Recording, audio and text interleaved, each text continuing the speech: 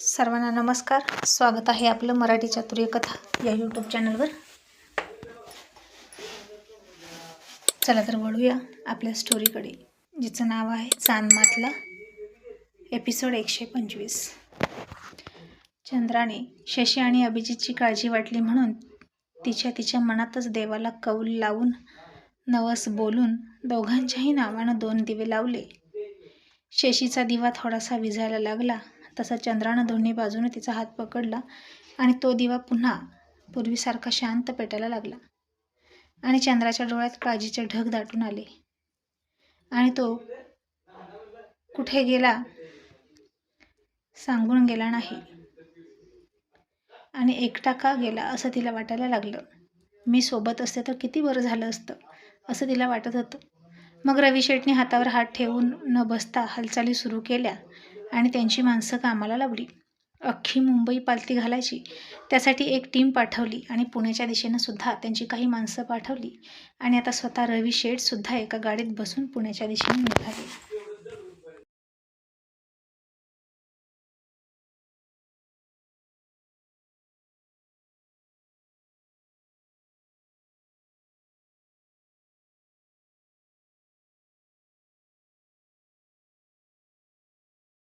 आणि तो जो कोणी आहे ज्यानं अभिजितला किडनॅप केलं, आज त्याचा या जगातला शेवटचा दिवस असं त्यांनी मनातल्या मनात ठरवलं आणि हाताची मूठ आवळून घेतली आणि म्हणाले, फक्त अजित भेटला पाहिजे.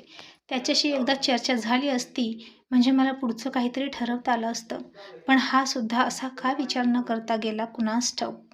अजित बेटा, where are you my boy, असं म्हणून रविशेठ पुण्याच्या दिशेनं काळजीत निघाले. आणि आता इकडे शशी साताऱ्याच्या दिशेनं निघाला आणि अचानक समोर एक गाडी दिसली. शशी म्हणाला, दिलीप कुमार, गाडी थांबव. पांडू म्हणाला, काय झालं छोटे शेठ, तुम्ही इथं का थांबायला सांगितलं?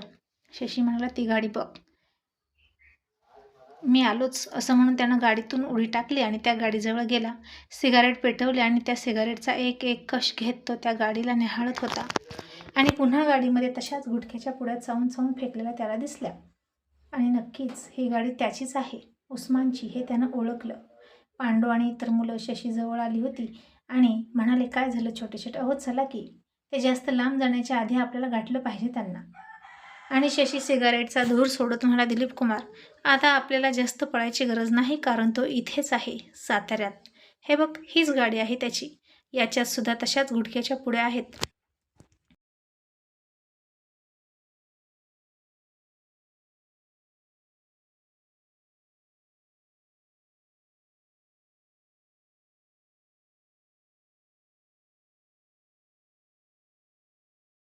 आणि पांडू म्हणाला, मग त्यानं इथं का गाडी थांबवली? शशी म्हणाला, काहीतरी घोटाळा झाला असेल बहुतेक आणि ते इथेच लपलेले आहेत, चला आपण जाऊया. असं म्हणून आता शशी स्वतः गाडीत बसला ड्रायव्हर सीटवर आणि त्याला हव्या त्या ठिकाणी तो गाडी घेऊन बघत होता. आडवळणी जाऊन एखादं रिकामं गोडाऊन, बस स्टँड अशा ठिकाणी शशी बारकाईने बघत होता. आणि त्याच वेळी इकडे उस्मान आणि त्याचे 2 साथीदार, त्यांच्यासोबत छोटा अभिजित, असे सगळेजण एका चर्चमध्ये गेले होते. आणि त्याचे साथीदार म्हणाला, उस्मान भाई, आपण रवी शेठच्या नातवाला किडनॅप केलं, पण पुढं काय? त्याला असा घेऊन कुठपर्यंत पळणार? आणि आपण त्या अजित आणि रवी शेठला सापडलं तर आपलं काही खरं नाही. आणि उस्माननं आता त्याच्या कानाखाली लावली आणि म्हणलं, यासाठी मी तुला माझ्यासोबत आणलंय का? तू मला भीती घालतोस का? अरे, त्यांना भीती वाटावी म्हणून मी इतकं मोठं धाडस केलं आहे. खूप दिवस झाले मी रवी शेठची कमजोरी शोधत होतो, पण इतकी वर्ष त्यानं काहीही थांगपत्ता लागू दिला नाही. जगाच्या दृष्टीने त्याचं सून आणि मुलगा कार ॲक्सिडेंटमध्ये मेले होते आणि त्यासोबत आपला नातूसुद्धा त्यातच गेला आहे, असं त्यानं सगळ्यांना सांगितलं खूप हुशारीनं. आणि त्याची काहीच कमजोरी मागे शिल्लक नाही असं तो दाखवत होता. आणि सगळ्यांनाही असंच वाटत होतं. पण मला खात्री होती की त्याची काही ना काही कमजोरी आहे, त्याशिवाय तो इतका तग धरून राहणार नाही. आणि शेवटी मला ती कमजोरी सापडली. आणि दुसरा मुलगा म्हणाला, मग उस्मान भाई, तुम्ही आता या मुलाचं काय करणार? आणि उस्मान त्याच्यापासून थोडा दूर असलेल्या अभिजितकडे बघून म्हणाला, आता मी रवी शेठला हवा तसा नाचवू शकतो, कारण त्याचा जीव या पोपटात आहे आणि तो पोपट माझ्या हातात आहे. आता इतक्यात अभिजित म्हणाला, अंकल, तुम्ही मला कुठे घेऊन निघाला? आणि माझे ग्रँडपा कुठे आहेत? प्लीज लवकर घेऊन चला ना मला त्यांच्यापर्यंत, ते ठीक असतील ना? त्यांना काही झालं नाही ना? आणि त्याच्या शेजारी उभा असलेला आणि त्याच्यावर लक्ष देणारा उस्मानचा साथीदार म्हणाला, मी आलोच एका मिनिटात. आणि तो उस्मानकडे गेला आणि म्हणाला, उस्मानबाई, हा मुलगा आता दम काढत नाही आणि याला असंच घेऊन फिरणं आता खूप धोक्याचं आहे.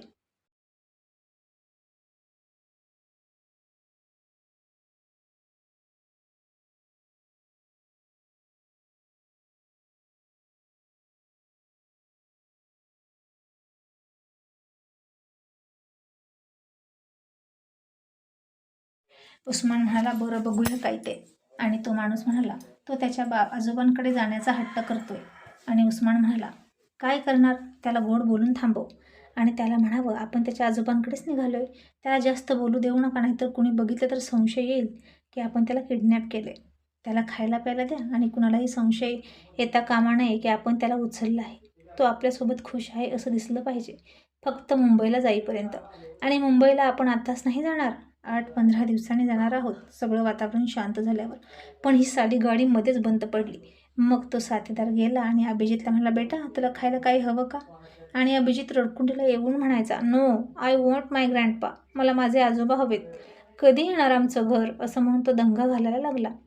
आणि उस्मान चिडून गेला आणि त्यानं अभिजितच्या कानाखालीच लावली आणि म्हणाला, चुप, एकदम चुप, अजिबात गोंधळ करायचा नाही.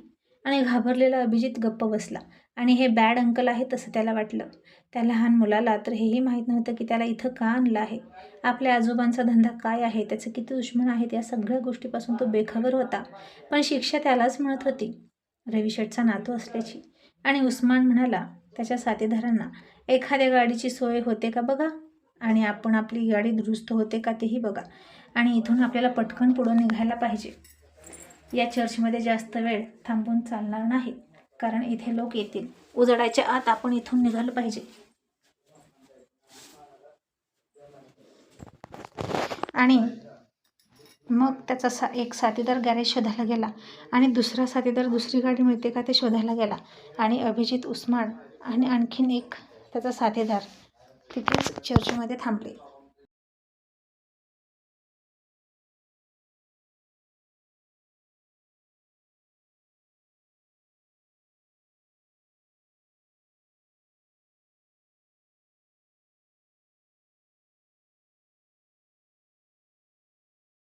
आणि त्याचा साथीदार म्हणाला, पण उस्मान भाई, मला नाही वाटत हा मुलगा जास्त काळ गप्प बसेल. एखाद्या पोलिसाला बघून ह्यानं दंगा केला ना तर आपलं संपलं.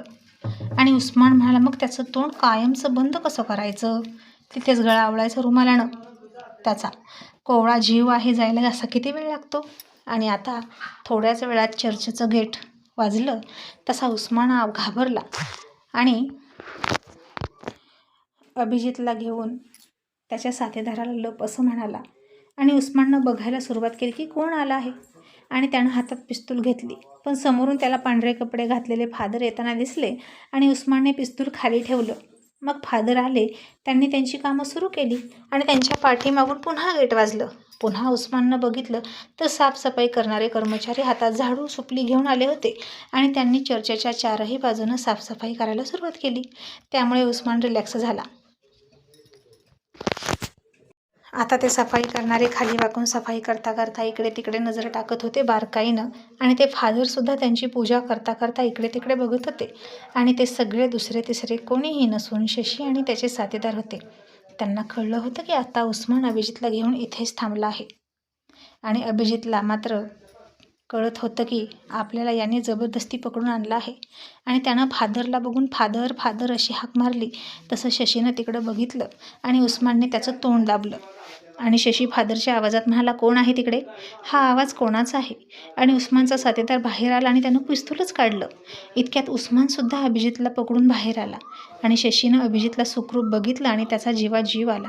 आणि अभिजित रडत रडत म्हणाला, फादर सेव्ह मी, यांनी मला ग्रँडपाचं नाव सांगून जबरदस्ती किडनॅप केलं.